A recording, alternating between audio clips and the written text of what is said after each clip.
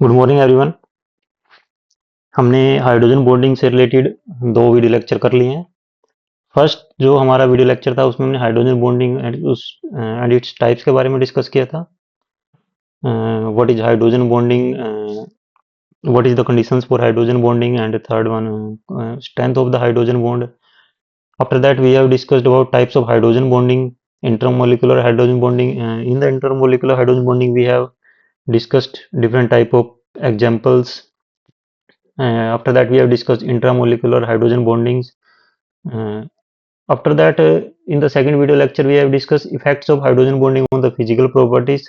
Specifically, we have discussed melting point and boiling point.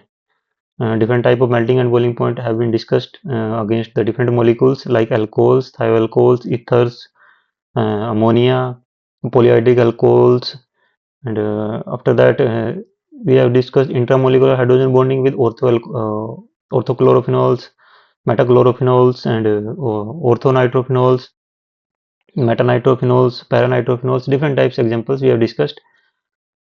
What is the what is the effect of intermolecular hydrogen bonding on the melting point, and what is the effect of intermolecular hydrogen bonding in the melting point? So, in the third video lectures, this is the third video lecture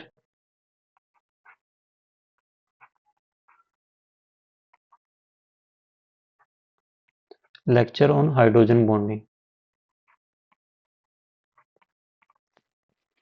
इसमें हम discuss करेंगे कि hydrogen bonding से water solubility पे क्या effect है, या हम कह सकते हैं इफेक्ट्स ऑफ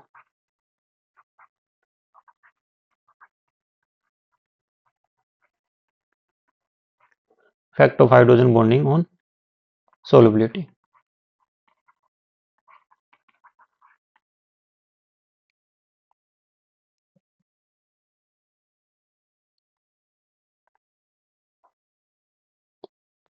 कि जो हाइड्रोजन बॉन्डिंग का है उसका क्या इफेक्ट है सोलबिलिटी पे। सिंपल सा तो क्या है कि जो भी compound hydrogen bond formation show कर रहा है वाटर के साथ, वो वाटर में सोल्यूबल है। हम कह सकते हैं कि जो compounds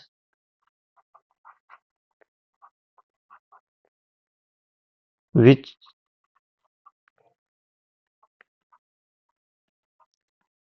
can form hydrogen bonds with water are soluble in water. जो भी मॉलिक्यूल वाटर के साथ हाइड्रोजन बॉन्डिंग शो कर रहा है तो वो वाटर में सोल्यूबल है। जैसे हम अल्कोहल की बात करें कि अल्कोहल क्या करता है,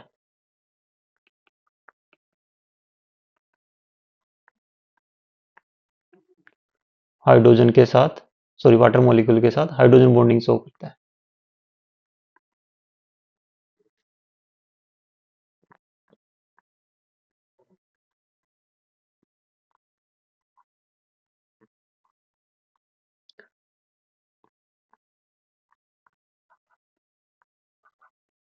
सो जो अल्कोहल है वो वाटर में सोल्यूबल है। Alcohols are soluble in water.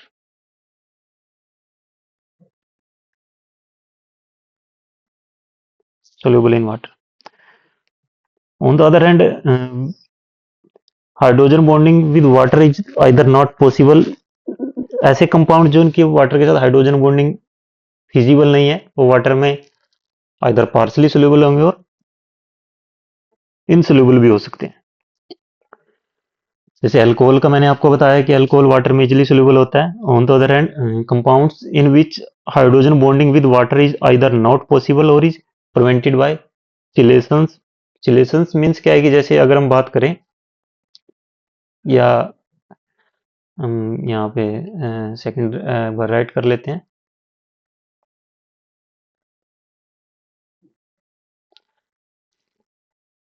Compounds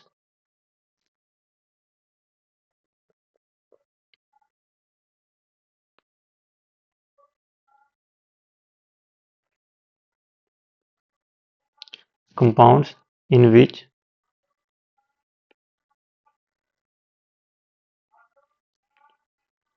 hydrogen bonding with water is either not possible or is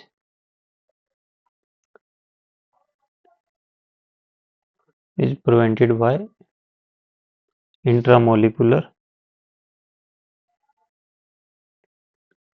hydrogen bonding.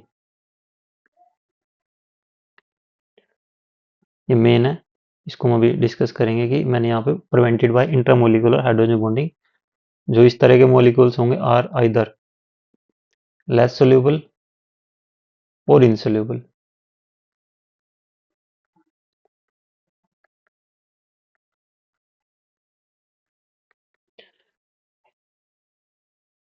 अब प्रिवेंटेड कैसे है,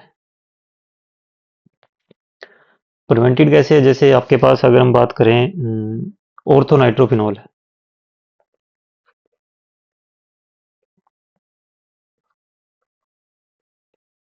ऑर्थोनाइट्रोफिनॉल एक मॉलिक्यूल है।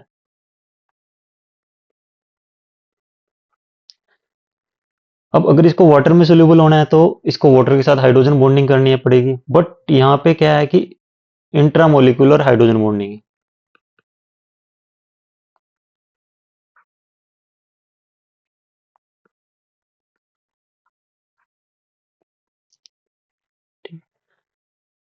इज आइदर नॉट पॉसिबल और इज प्रिवेंटेड बाय चिलेशन और intermolecular hydrogen bonding. Intermolecular hydrogen bonding को हम chelation बोलते हैं। इंटरमोलिकुलर हाइड्रोजन बॉन्डिंग होने की वजह से अब जो OH ग्रुप है उसने नाइट्रो ग्रुप के साथ हाइड्रोजन बॉन्डिंग कर ली, तो अभी वाटर के साथ हाइड्रोजन बॉन्डिंग के लिए अवेलेबल नहीं है। बट अगर हम पैरा ग्रुप पैरा की बात करें,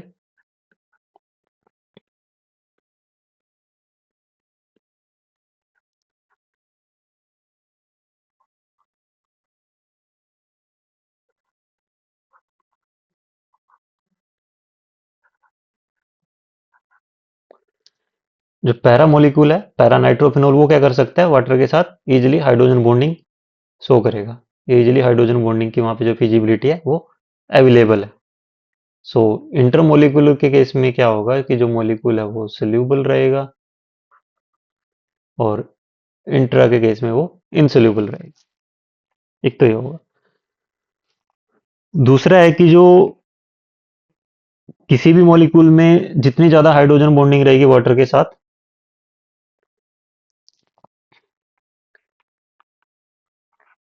extent of hydrogen bonding with water molecule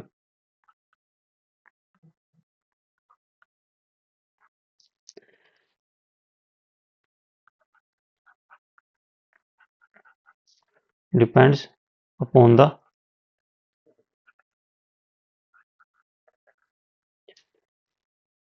capability of its molecules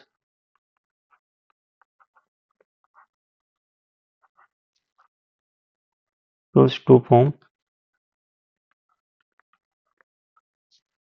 hydrogen bond.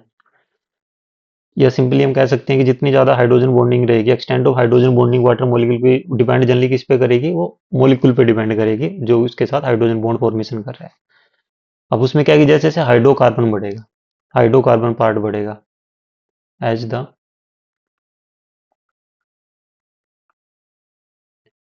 Hydrocarbon part increases, the extent of hydrogen bonding decreases।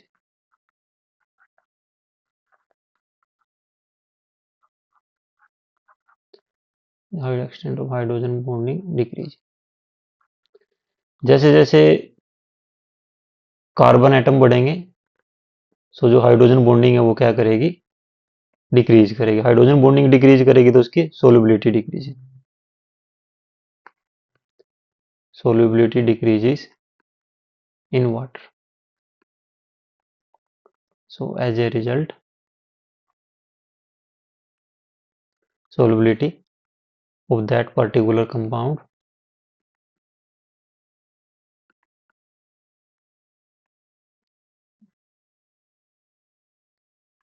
Decrease in water, उसकी सोलबिलिटी क्या करेगी वाटर में, decrease करेगी।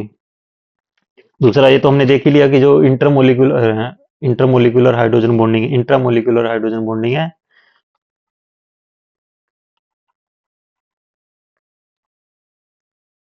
Intramolecular hydrogen bonding also decreases the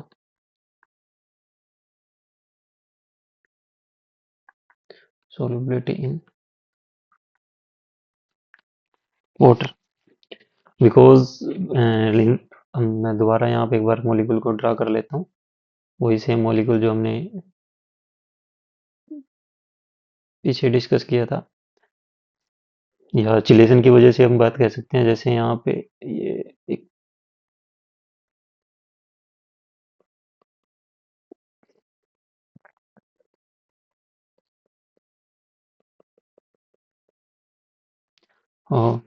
due to chelation यहाँ पे क्या रहेगी, जो ओ एच ग्रुप है वो फ्री नहीं है हाइड्रोजन बॉन्ड बनाने के लिए वाटर के साथ। तो एज ए रिजल्ट क्या होगा, हम यहाँ कह सकते हैं कि due to chelation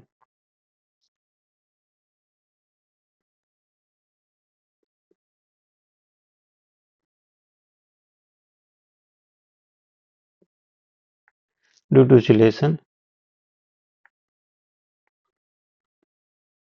the OH group is not free to form hydrogen bond with water molecule. As a result,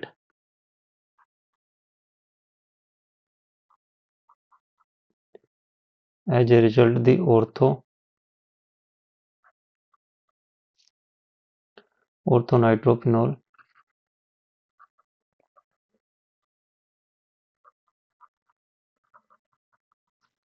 trophenol is only sparingly soluble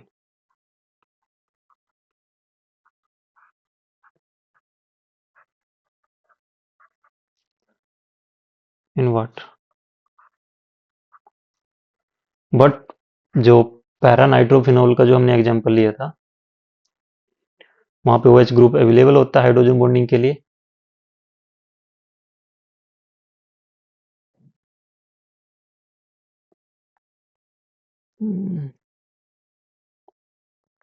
जो पैरा नाइट्रोफिनॉल था,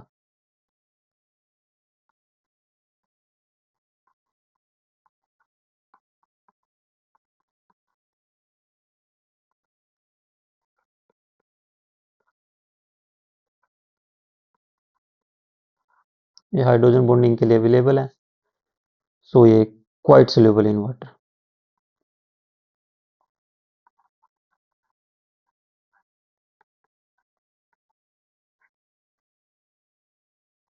तो इसकी जो सोलबिलिटी है वाटर में वो ज़्यादा रहेगी। अब यहाँ पे इंटरमोलिकुलर हाइड्रोजन बॉन्डिंग होगी, यहाँ पे इंट्रामोलिकुलर हाइड्रोजन बॉन्डिंग है, तो इसका बॉइलिंग पॉइंट कम होता है, have low boiling point.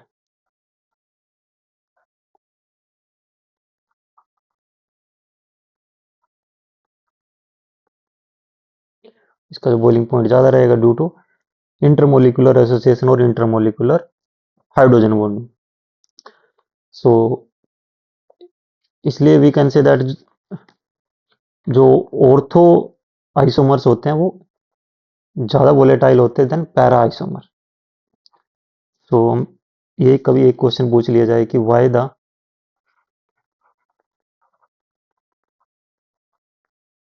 Ortho isomers are more volatile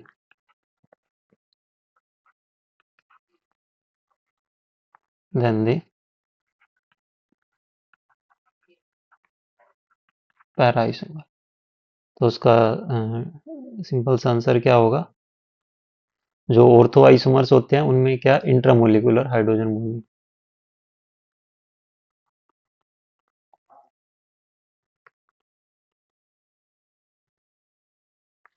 और जो पैरा आइसोमर है उसमें क्या है intermolecular hydrogen bonding.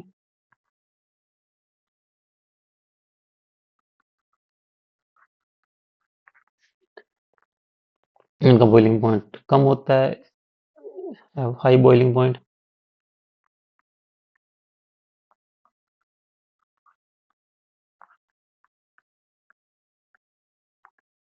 Boiling point due to intermolecular association.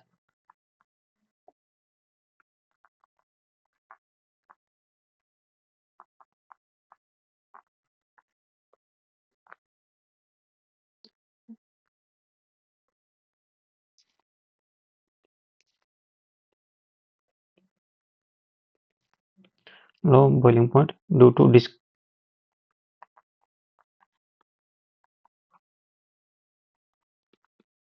Discrete molecules. So ये तो था जो हमने यहाँ पे डिस्कस किया totally about solubility.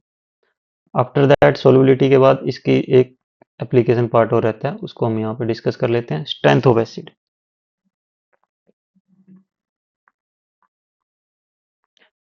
Strength of acids. Strength जो किसी भी एसिड की डिपेंड करती है, वो स्टेबिलिटी ऑफ इट्स अनायन पे डिपेंड करती है। एसिड मीन्स एसिड में क्या होता है, लॉस ऑफ, और लॉस ऑफ प्रोटॉन के बाद आपके पास बचता क्या है, अनायन। जो ये अनायन है इसकी स्टेबिलिटी पे डिपेंड करता है, स्टेबिलिटी ऑफ अनायन। ये सिंपली हम कह सकते हैं कि the strength of N acid depends upon the stability of its अनायन।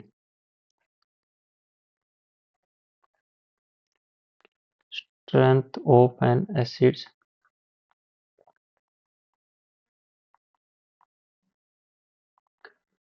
depends upon the stability of its anion। तो जितनी ज्यादा उसकी स्टेबिलिटी होगी उतनी ही ज्यादा उसकी अनायन की स्टेबिलिटी, जितनी ज्यादा होगी जो स्ट्रेंथ रहेगी किसी भी पर्टिकुलर एसिड की, वो उतनी ही ज्यादा होगी।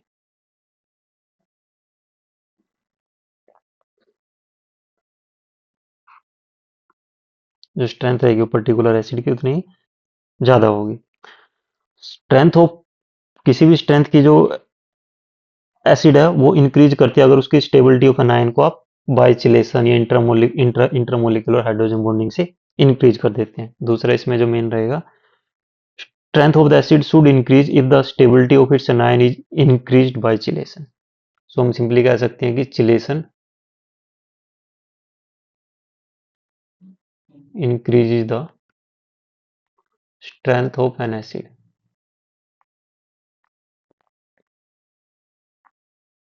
ठीक है। इससे पहले आपने क्या देखा कि जो chylation की वजह से क्या हो रही थी, solubility डिक्रीज हो रही।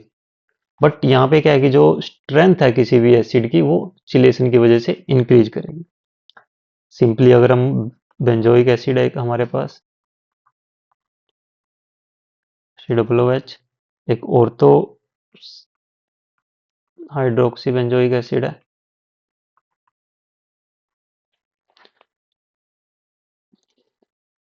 और एक हमारे पास ऑर्थो एनिसिक एसिड है, एनिसोल ग्रुप है, मीन्स उसके पास यहाँ पे एनिसोल में OCH3 and this one is COOH।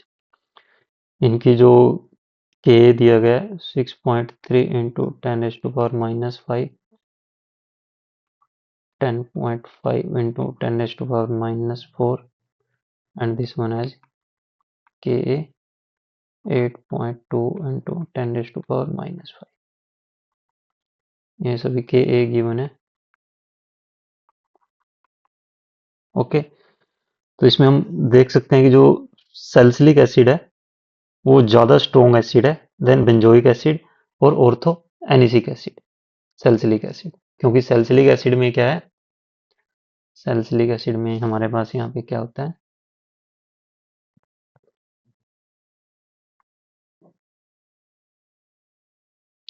Salicylic acid में क्या है, oxygen, hydrogen, C double bond O OH।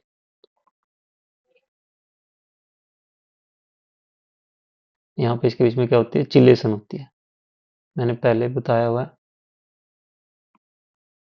सो चिलेशन की वजह से क्या है कि जो अनायन है वो ज़्यादा स्टेबलाइज होता है as compare to chelation.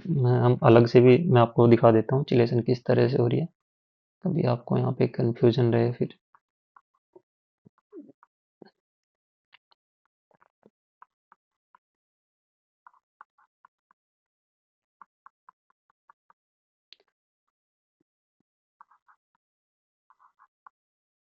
Chelation की वजह से क्या हो रहा है कि जो ये ऑर्थो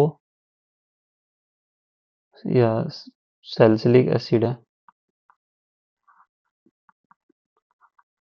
वो स्टेबलाइज हो रहा है, बट यहाँ पे जो अनायन है, अनायन यहाँ पे कैसे बनेगा, C double bond O, O negative. अब ये ओ नेगेटिव इस सी एच थ्री के साथ चिलेशन नहीं कर सकता, नो चिलेशन। और ये तो मॉलिक्यूल सिंपल है, इसमें तो वैसे ही नहीं होगी। सो चिलेशन क्या करता है जनरली, किसी भी मॉलिक्यूल्स में जो उसकी स्टेबिलिटी है अनायन की उसको इंक्रीज करता है, और जब स्टेबिलिटी किसी भी अनायन की इंक्रीज होती है तो उसकी जो एसिडिटी है वो इंक्रीज हो जाती है, या जो स्ट्रेंथ ऑफ एसिड है वो इंक्रीज हो जाती है। इसमें हम दूसरा अगर हम बात करें मैलिक एसिड और फ्यूमरिक एसिड की, अगर हम बात करते हैं, एक एग्जांपल और हम लेते हैं। एसिडिक स्ट्रेंथ को हम चेक करते हैं कि मैलिक एसिड और फ्यूमरिक एसिड में किस तरह से एसिडिक स्ट्रेंथ।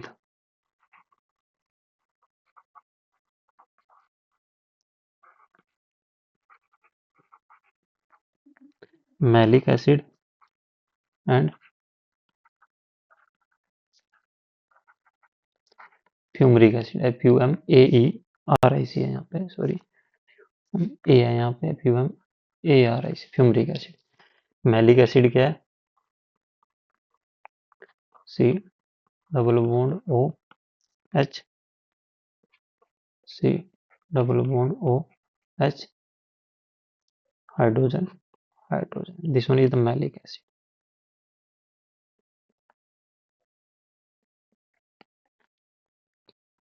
एसिडिटी की हम बात कर रहे हैं, एच पॉजिटिव यहाँ से रिलीज होगा, जब एच पॉजिटिव यहाँ से रिलीज होगा, C double bond C double bond O negative, C double bond O H, इनके बीच में हाइड्रोजन बॉन्ड बनेगा, हाइड्रोजन, हाइड्रोजन। दूसरा एग्जांपल हम यहाँ पे लेते हैं, फ्यूमरिक एसिड है, fumaric acid just only the trans isomer, C double bond C double bond O H O, C double bond O H H H, यहाँ से भी एच पॉजिटिव हम रिलीज करते हैं, H C double O negative, double bond C,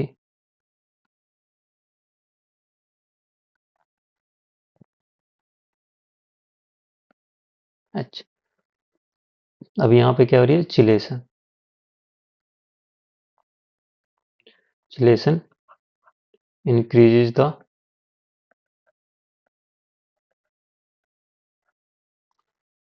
stability of malate ion।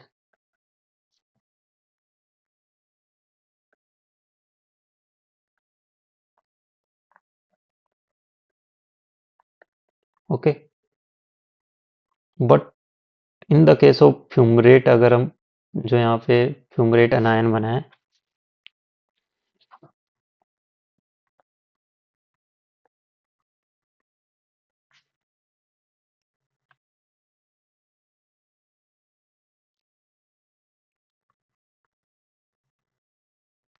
Fumarate अनायन यहाँ पे कोई chelation नहीं हो रही है, ये नॉट स्टेबलाइज बाय चिलेशन।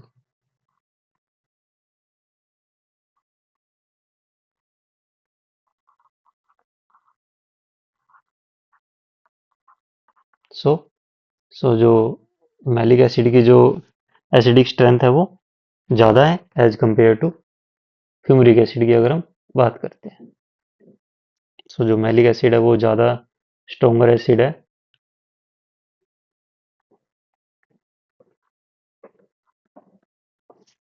क्योंकि यहाँ पे इसका डिसोसिएशन होगा, हाइड्रोजन जाएगा तो फ्यूमरेट अनायन, जो मैलेट अनायन बनेगा वो ज़्यादा स्टेबल है, क्योंकि यहाँ पे चिलेशन हो रहा है, ये दोनों ग्रुप एक दूसरे के एंटी हैं, तो एंटी है तो एक दूसरे के अपोजिट साइड है, तो यहाँ पे कोई भी इनके बीच में हाइड्रोजन बॉन्डिंग नहीं होगी।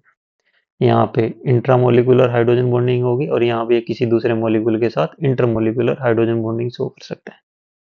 सो यहाँ पे जो हाइड्रोजन बॉन्डिंग का जो कंसेप्ट है वो आपका कंप्लीट होता है। हाइड्रोजन बॉन्डिंग में हमने इस वीडियो लेक्चर में जो थर्ड वीडियो लेक्चर था उसमें हमने दो प्रॉपर्टी डिस्कस की है, सोलबिलिटी के साथ strength of acid.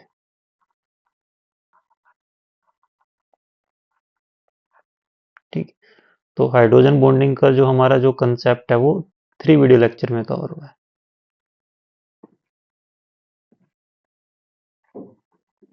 So I hope आपको तीनों वीडियो लेक्चर अगर आपने देखे होंगे तो हाइड्रोजन बॉन्डिंग का जो कंसेप्ट है आपका वो आपको समझ में आ जाएगा। इसी के साथ जो ये रिटर्न के जो नोट्स है मैं साथ में डाल रहा हूँ। जो आप वीडियो लेक्चर देखोगे, वीडियो लेक्चर के जो डिस्क्रिप्शन है, डिस्क्रिप्शन में आपको वहाँ पे उसका जो पीडीएफ का जो लिंक है वो वहाँ से आपको मिल जाएगा। ठीक है, थैंक यू डॉक्टर विकास। और यहाँ पे जो हमारा जो हाइड्रोजन बॉन्डिंग का जो कंसेप्ट है वो कंप्लीट होता है। Okay, thank you so much.